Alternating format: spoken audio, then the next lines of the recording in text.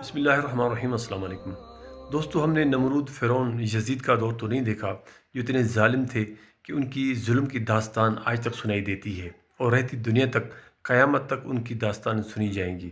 لیکن ہم نے ان کی اولاد میں سے ان کے ایک اولاد بشار الاسد جو شام کا صدر تھا اس کا دور دیکھا۔ سوشل میڈیا کے جتنے بھی پلیٹ فارمز ہیں ان کے اوپر ویڈیوز ہم نے دیکھے ہیں، سدنایا جیل کے وہ مناظر دیکھے ہیں جس میں اس نے اپنے شہریوں کو کنٹرول کرنے کے لیے، اپنے شہریوں کو مارنے کے لیے ایسی جیل بنائی ہوئی تھی جو گوانتانامو بے، جو امریکہ کی مشہور ترین جیل ہے، جو مسلمانوں کے خلاف استعمال ہوئی، جس میں مسلمانوں کو قید رکھا گیا، ان کے اوپر تشدد کیا گیا۔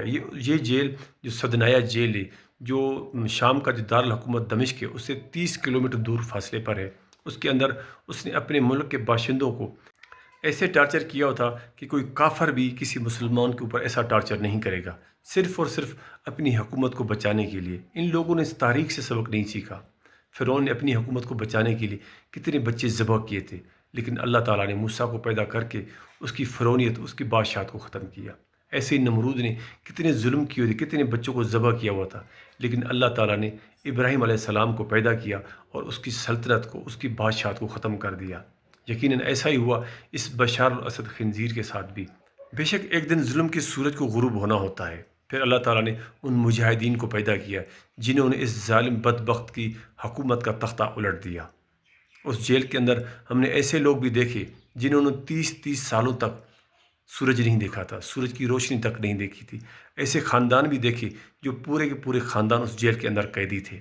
اس ظالم نے ایسی مشینیں ایجاد کی ہوئی تھی جو لوگوں کو ذبح کر کے، ذبح خانے تو بنے ہوئے تھے، لوگوں کو ذبح کر کے اس مشین کے اندر ایسے ڈال دیا جاتا تھا جس سے کاغذ بن جاتا ہے، ان کے جسم کا چورا چورا بنایا جاتا تھا۔ پھر ہم نے ایک قیدی دیکھا جس کا نام علی سن تھا، جسے 1986 میں، 39 سال پہلے 1986 میں لبنان کی چیک پوسٹ سے گرفتار کر دیا گیا تھا، اور اس شخص نے 39 سال اس جیل کے اندر گزارے، اس سورج تک نہیں دیکھا، پھر اس کو بھی آزادی ملی۔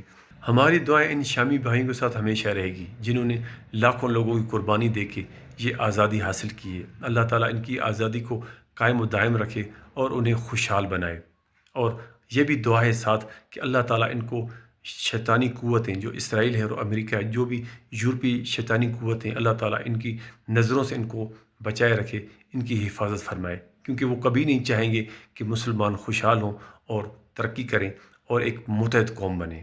السلام علیکم ورحمۃ اللہ۔